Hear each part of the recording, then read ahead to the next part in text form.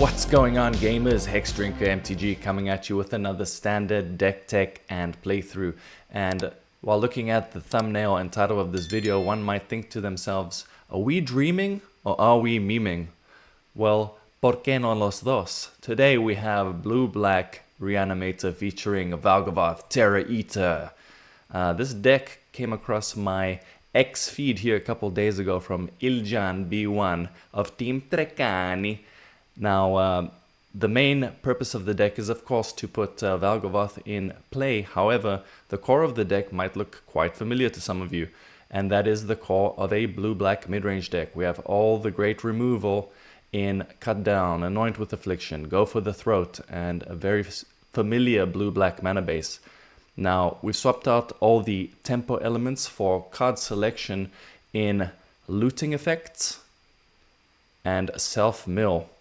Now, why would you want to swap those out? Well, some of the power level spikes of the deck, aside from cheating in Valgavoth, are Abhorrent Oculus, which may seem like it has some tension with newcomer Kiora the Rising Tide, but in reality, the numbers of the cards allow for them to work in harmony, and it's just how the deck plays out, very strangely. Speaking of Kiora, well, this card usually has Threshold by the time it can attack on turn 4. So creating an 8/8, once that gets removed, you can do it again. And yeah, this card is very much a functional piece that puts the deck's game plan into effect. Other than that, we do have a pair of Overlords here as our top end. We have Overlord of the Floodpits. This is a draw 2, discard 1 effect.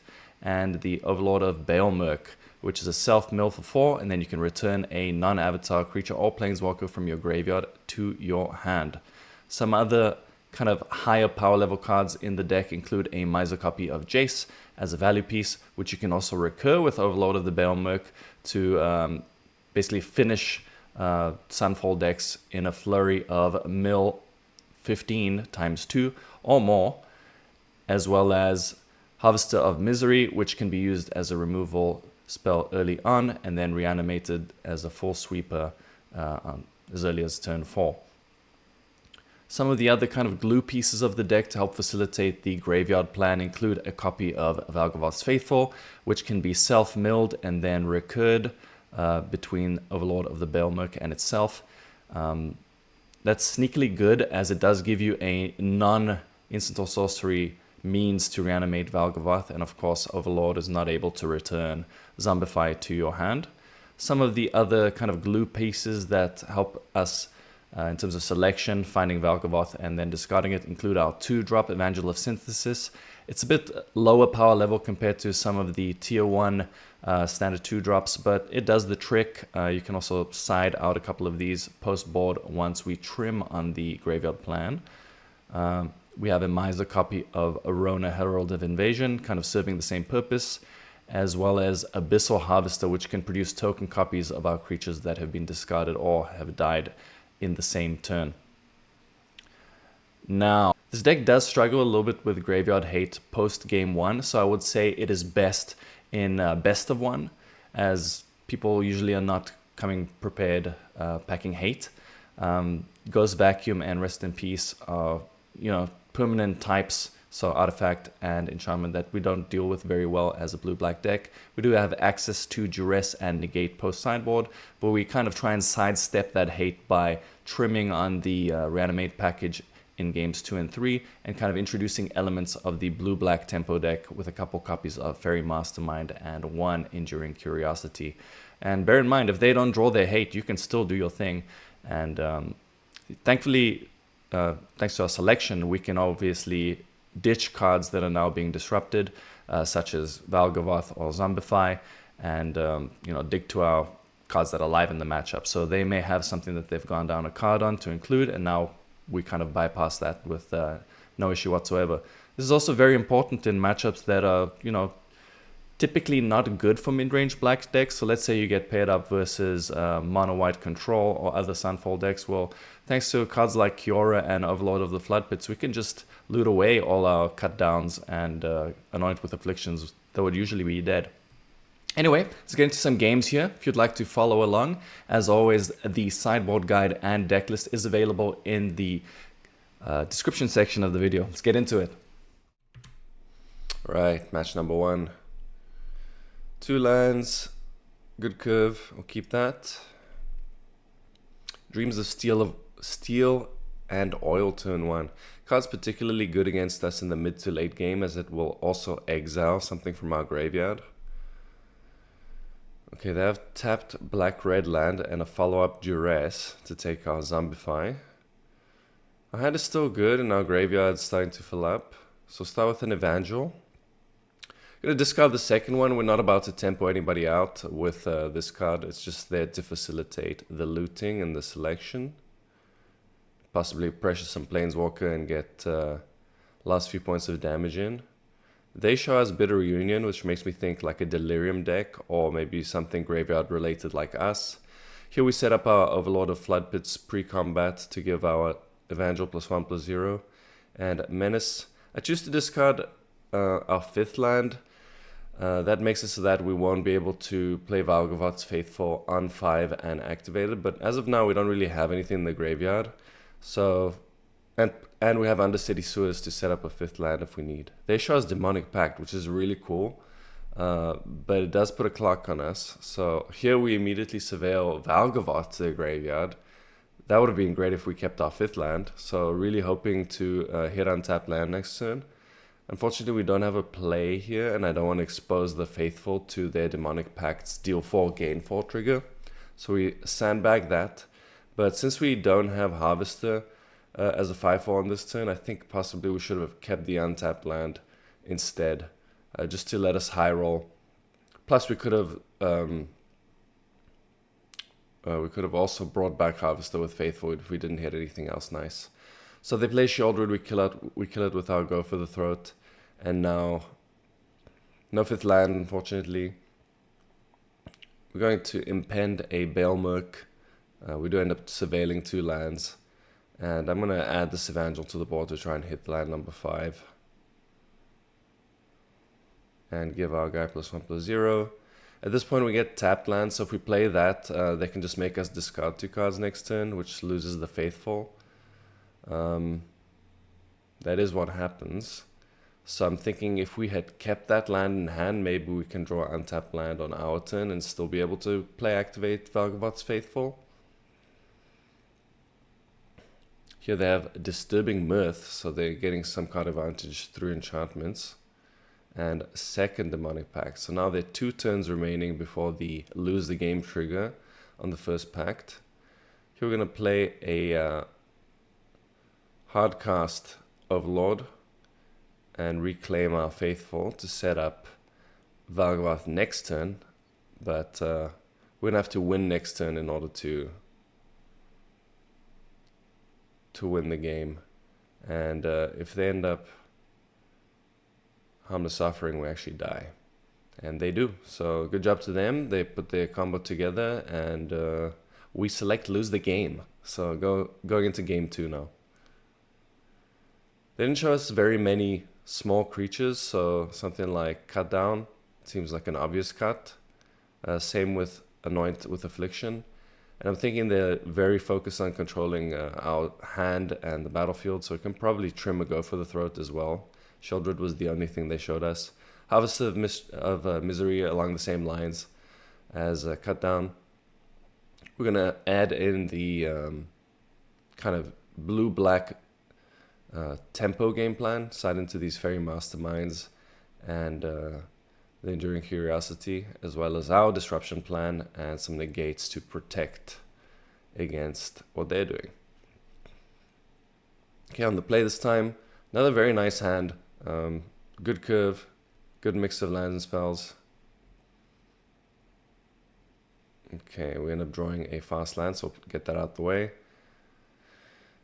Okay, Faerie Mastermind, same reasoning here. Mastermind is just a better 2-drop in a vacuum, and we don't really have anything else to discard at this point. Plus Kiora is going to allow us to do that next turn.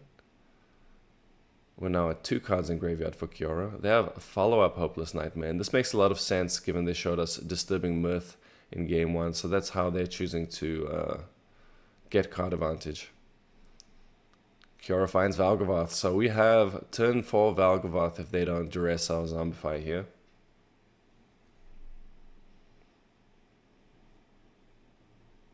Bit of reunion, they're kind of spinning their wheels a bit, trying to find their combo pieces.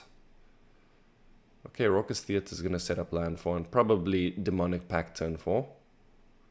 And yep, here's our Valgavoth. So, interestingly enough, if they were to go for the Throat on Valgavoth, they could sacrifice 3 enchantments. Which wouldn't be the worst for them, but they're still facing down pressure from our other 2 creatures, and Kiora would have had... I think Kiora would have had Threshold on our turn. So making a final few changes here for us being on the draw. And we'll take it into the last game, the decider. First hand, a bit land light. I choose to keep it since we're playing against like a Duress, Dreams of Steel and Oil matchup. And they're on the play, so we're going to get an extra draw step. So far, no black mana, as we do need either an island or swamp to turn on the dual mode of our Gloomlake Verge. Okay, here we can negate only. They duress us. And we're really hoping to hit our 3rd land to get off to the races next turn. Especially something's going to help us cast Evangel. And they have another discard spell. Tiny Bones joins up. Okay, looks like they missed their 3rd land drop, and so are we. Okay, Hopeless Nightmare, it's fine. And yeah, we can Overlord into Abyssal Harvester into another Overlord if we need to. But I'm just going to play Evangel of Synthesis and try and hit 4th land so that we can Zombify an Overlord. Here I find a fast land, which is really slow, so it would be another turn cycle. I'm just going to try and hit an untapped land instead. Okay, they're going to deal with our Evangel here and try and hit their 3rd land. They find it.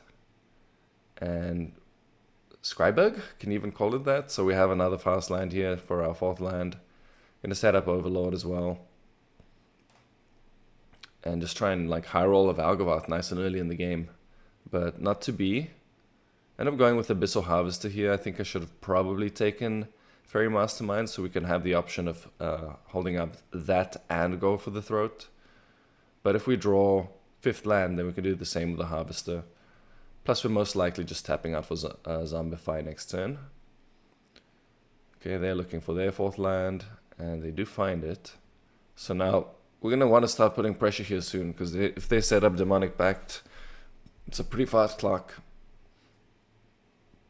Especially when you have nothing on board to start with. Okay, I'm going to go with the Floodpits Overlord. Just to dig a bit further. And to get some card advantage. End up discarding Kiora here. And Oculus is going to help us apply that pressure. 3 more turns for the Balemurk. And here is Demonic Pact. So the race begins. It's a race. Okay. So put them to 15. We find 2nd Oculus. I think we're 1 card short of casting both. 1 card in the graveyard, that is. So it's going to end up being Oculus Harvester.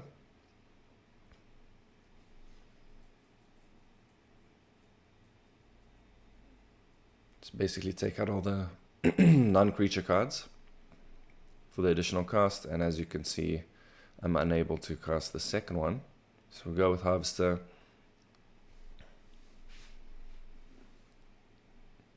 Okay. Deal 4, gain 4. There goes our Harvester.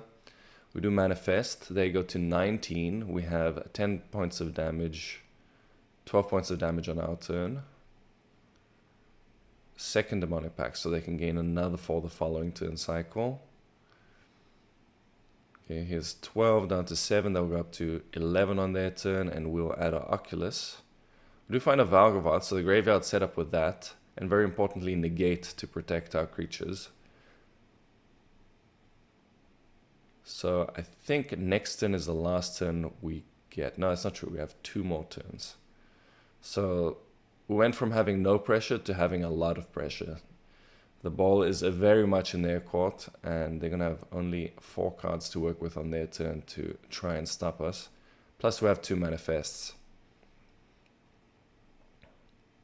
So I think Overlord's going to bite the dust here. As I mentioned, they will go to 11. 2 manifests is going to be 16 power and toughness. I mean, manifest of Valgavoth. We're at 6 lands right now, so it's quite far off as far as flipping it face up.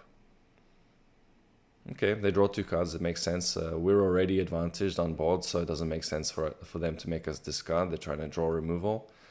And yeah, we have... They need to kill both Oculus to stop this here. Stop us from being... from dealing lethal. The end's fine. It doesn't kill the other one that's in play. So I'm going to let it resolve. And obviously they only have the 1 remaining land. So that's not going to be enough for a go for the throat. Match number 2 on the play this time. No lander, 1 lander. Mulligan both of those. Forced to keep a worse 5-card hand than we had a 6-card hand.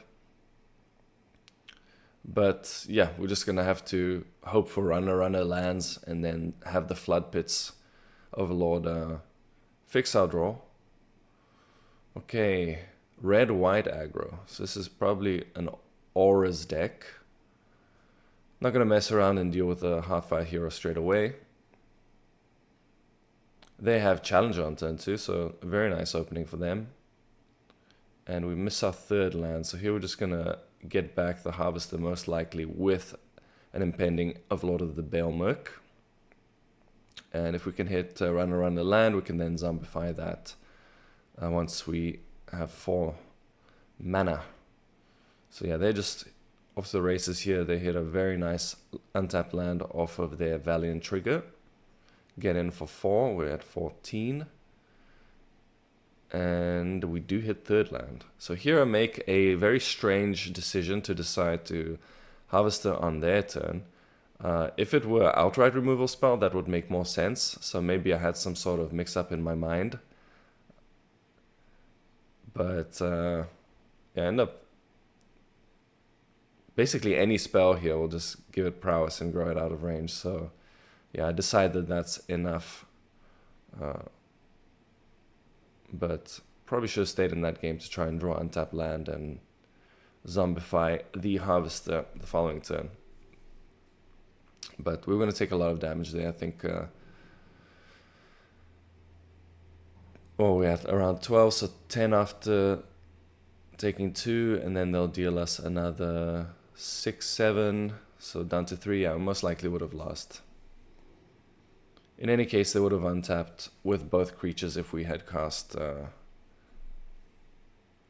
if we had used the Harvester on our turn. So here we just trim all the one-ofs and some of the card advantage for a lot of mid-range black removal, some Sheoldreds, some Malicious Eclipses, and Gix's Command. So we're very well set up against red aggro. We have a nice combination of lands and spells. Here I'm just deciding if I want to go for the throat or get on board with Evangel. Choose the latter. We can probably combine this with a removal spell in a later turn to make them have to use a pump spell into our removal. Okay, I'm not going to block here, as the hero will get 3 toughness if they have Monstrous Rage. They have a very nice follow-up Emberheart Challenger, but we do have the blocker for it, so they couldn't tap out for that and attack with both. Yeah, I don't want them to get a Valiant trigger and hit something like a land or 1 casting cost, 2 casting cost spell. So I choose to kill that straight away. I also don't attack because if they had another Emberheart Challenger, my 2/3 stops it. So as you can see, if they had it, that wasn't an option for them. So they get in for 5 after Monstrous Rage. Here I'm going to set up Overlord of the Balemurk, have that start ticking away, grow the graveyard, maybe put a Valgavoth in there for us to high roll Zombify. And I end up taking a Kiora, which is pretty much turned on already. And we're going to set up block plus -2/-2 on their turn. So Monstrous Rage would put their Hearthfire hero at 5 toughness. And no, it would put it at 4 toughness. So yeah, this is a very nice block. Since they already have a monster roll, so those don't stack. And yeah, they would have to either Lightning Strike our guy, or have the +3/+2 pump spell, but we didn't see that in the first game. And yeah, they don't have anything. They have Destroy Evil on our impended Overlord. I think I would have held that, but here we are. So here's a turn on Kiora. We drew 5th land, but it was tapped, so we couldn't set up either Overlord this turn. And a Sheoldred, exactly what we want. So I'm going to be planning to play that next turn and follow it up with an Overlord. I think I probably should have kept Balemurk instead of Floodpits in case they kill Sheoldred, so we can just get it back, as that's one of the best ways to stabilize against red decks and fend off any aggression. So yeah, I'm just choosing to not attack with a 2/3. I think if we're going to win convincingly. And an easy way to lose the game is to get chipped away at and get in range of something like an Urbrask Forge or some Burn or some hasted creatures in combination with pump spells. So yeah, the Evangel just sitting back. Sheoldred gets taken care of, and we luckily draw Overlord of the Balemurk, which I now realize is considerably better to play since Sheoldred was killed. And that will do it for game number 2. Game number 3, I decide to bring in Zombify number 4 and the 3rd Valgavoth just to help us high roll on the draw, as we are going to be pretty disadvantaged against aggro red deck on the play. And yeah, it just gives us like a high roll draw. So I trim some of the other value pieces to give us that out. So we have a ton of black removal and then also maxed out on our Valgavoth draw. Our hand is full of black removal and we have 3 jewels, so we're very nicely set up here. We just need some sort of finisher, some sort of platform to work off of, and Sheoldred gets Scry to the top, Surveil to the top. They plot a Slick Shot show off, and they follow it up with a second plotted Slick Shot show off. So they're going to try for a big burst turn here, and we draw a very good card. We can see exactly what they're up to and what kind of explosive potential they have. I end up going with Boros Charm, as if they decide to Sheltered by Ghosts, we could just sweep or kill the creature with an Anointed Affliction and then pay for the 2 ward. And they have Screaming Nemesis, so I'm just going to go for the throat on that. And yeah, they're choosing to hold off on the Slick Shots. That makes a lot of sense. They likely do have a sweeper on their radar. And we very fortunately hit land 4, so now we put the ball in their court and add Sheoldred to the board. They can just play both Slick Shots and Sheltered by Ghosts. That's what I want, because I do want to sweep those. They will have 2 toughness regardless of whether they cast an instant or sorcery, as that only buffs their power. So they would need something like a Monstrous Rage to get out of range of Malicious Eclipse. So they take Sheoldred, hitting us for 7 right now, and they choose to Burst Lightning, so that's going to be a lot of damage. 13 damage, puts us to 7, and we don't draw 5th land to be able to hold up Malicious Affliction. So we sweep, get back Sheoldred. We're in a pretty good position, but we're definitely not out of the woods. So they do not want to let us untap here with Sheoldred, but it looks like they don't have a choice. They only add Manifold Mouse to the board. And now we're cooking. So 5th land just completely puts it out of reach for them. We don't draw that. We have a backup Sheoldred. So here I'm trying to set up untapped land to be able to also hold up Anoint with Affliction. It's going to put us at 5 cards in graveyard for Kiora. And yeah, I'm just keeping the backup Sheoldred, keeping Gix's Command. We can kill their small creatures and get a big lifelink hit in. At this point we're at 13 as well. They're very low on cards, and I just proactively cast Anoint. And they've had enough, so we end up taking that match 2-1 into match number 3. This time we'll be on the draw. This hand, not good enough, I would say. Or rather, we could do better. And I think the mulligan to 6 is quite good. I put Valgavoth away just because we don't know what we're playing against in the dark. And then immediately we draw Zombify. But as you can see, this hand still has a whiles to go, as we do need third land or like a 2-drop that loots. So a little bit unfortunate, but I think it probably was correct to put Valgavoth back, because we can't guarantee we will draw Zombify.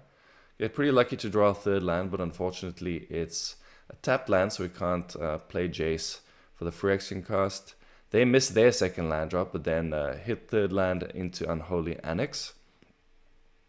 So I choose to go with the Overlord of the Floodpits over Jace, since I do see a Restless Cottage on their side. Plus, I don't want to have to minus Jace down to 1 loyalty.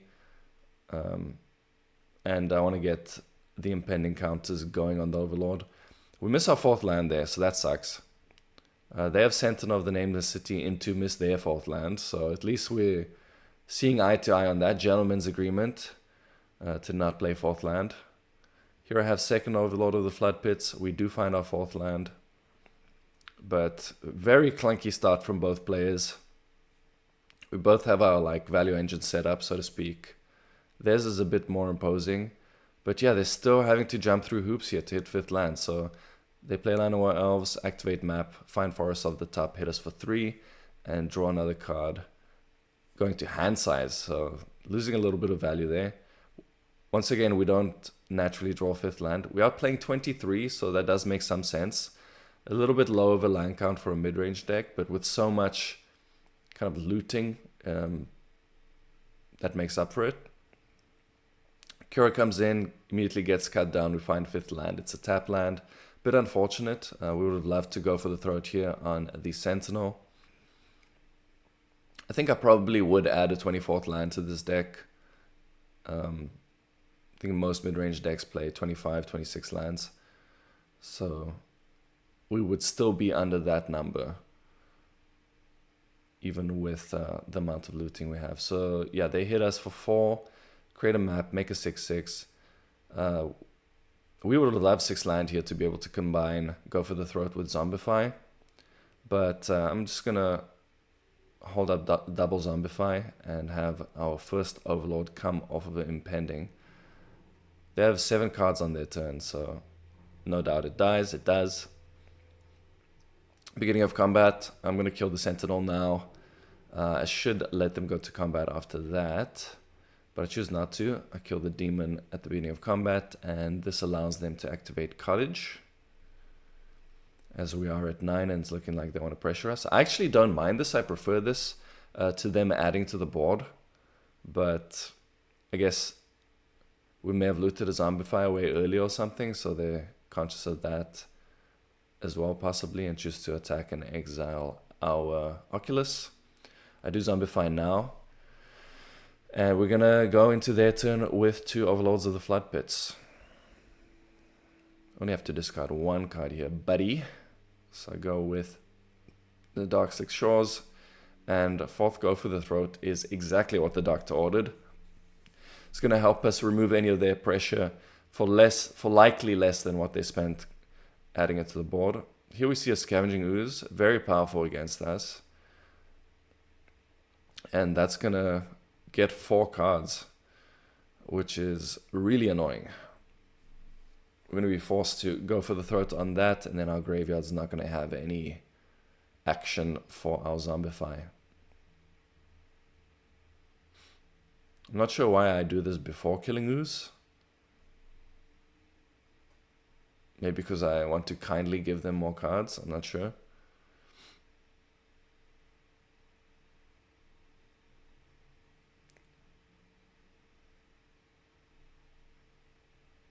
Okay, we draw a couple cards.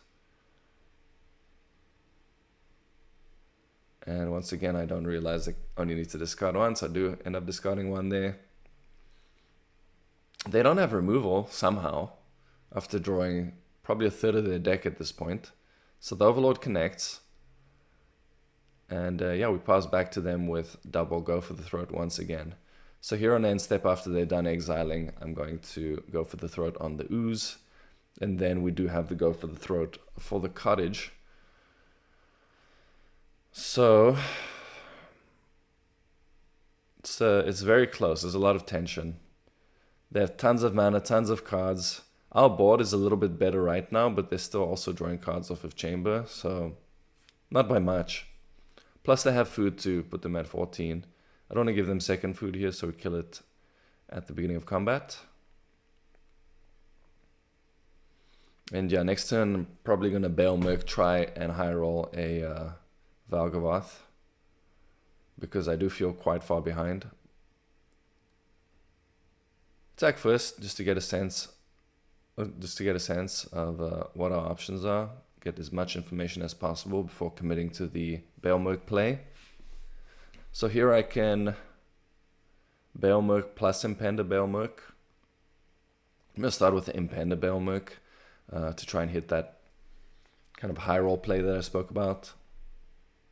Oh, we can't do both. So I guess I was planning to just Zombify another Balemurk. And we do end up hitting Valgavoth. So that's coming into play. We know they didn't have Go for the Throat on their turn, so it's going to be their draw step that determines if they can survive. Interestingly enough, they have a ton... Okay, there's a redraw. They have a ton of permanents to sacrifice to Valgavoth's ward cost, thanks to Sentinel of the Nameless City and the food token made by their Restless Cottage, but they don't have it, so we take a very close game one. Here we're going to divest a little bit from our Reanimator plan and trim on a lot of the one-ofs, a Zombify, a Valgavoth, and lean a bit into like a disruptive slash Dimir tempo strategy. So the Masterminds come in, the Enduring Curiosity comes in. One of this deck's weaknesses out of black-green, aside from Scavenging Ooze, is Vraska, since we have so many Overlords, and it does have the mode of destroy target enchantment after it deals combat damage to you. So it is a pretty tough matchup if you don't draw a good amount of removal, or if they come out swinging, have a nice curve out draw. Looks like they mulligan to 6. We do have lands and spells. We don't have a means of putting Valgavoth in the graveyard right now. Gonna Duress them and get our tap land out of the way. We see Ooze and Throwback, so our graveyard's gonna be in a ton of pressure here. Not the game to draw Valgavoth Zombify, that's for sure. So there's that Mosswood Knight. Pass back to them. I'm going to end up taking the 3 here and look to kill it on end step. I don't want them to be able to spend their mana well.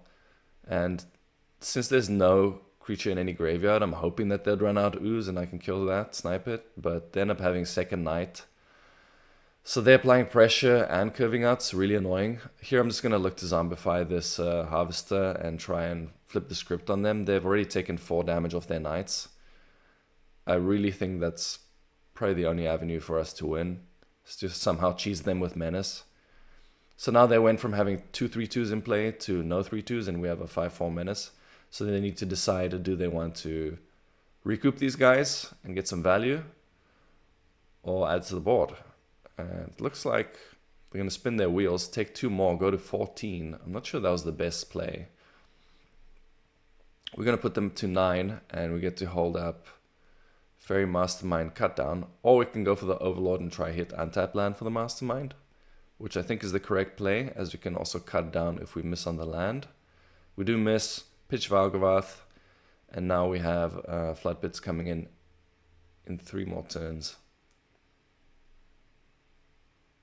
Okay, they end up taking the cut down. I do see that they have 3 Duresses there. And our poor Overlord's going to bite the dust here. Another good card against us, Throwback. Okay, well this is 5 more damage. I mean, our guy has Menace, so they're down to 4 now. Evangel finds Zombify. We'll pitch the Floodpits, I guess. I think I should have pitched Zombify. I'm not sure why I kept that. I think because I want Faerie Mastermind for sure. Kiora could have pitched that as well. Basically, I want to create a position where I have Zombify as an out. And basically, it puts pressure, right? They think, oh, I know that they know that I know that they have Scavenging Ooze, so I'm going to kind of pitch all my Zombify and Graveyard interaction. But if they don't commit that, I want to have the option to then also use it, right? So that was the logic. It's not explained in the best way, but I think you get the gist. So yeah, here Evangel gets thrown under the bus so that the Overlord can survive. The Ooze finally comes down. They have 2 activations out of that. That'll put them to 6, so the Overlord barely doesn't crawl over the line. I choose not to attack with Harvester. I don't want to trade it for a 3-2 or just a 3-3. It fends off the other guys as well. Overlord finds a land. Finds 2 lands, rather. But this Ooze is just sitting in play, wreaking havoc. So we're never going to get to the requisite card count for Oculus, unfortunately. And now we're going to play Kiora. We find land Jace. Discard 2 lands, play tapped land, Surveil. Just trying to stock up the graveyard to have another option as far as casting Oculus. Mirrex comes down, and they'll probably immediately use that for green just to max out on their Scavenging Ooze activations. But really what they need is answer to Floodpits, because that's coming in for another 5, and you know what I'm going to do. Yoink. Under the bus.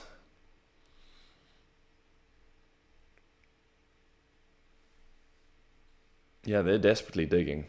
Back down to 1. They don't have the answer. The Overlord gets us there. So you have it. 3 wins out of a blue-black Reanimator. And that does it for the games. As always, please be sure to let me know which deck you would like to see a deck tech and playthrough for next in the comment section down below. If you enjoyed this video, you can see more of this channel's videos by clicking right here. And if you would like YouTube's algorithm to let you know anytime I upload, the best way to do that, subscribe to the channel. Thanks for watching. Catch you in the next one.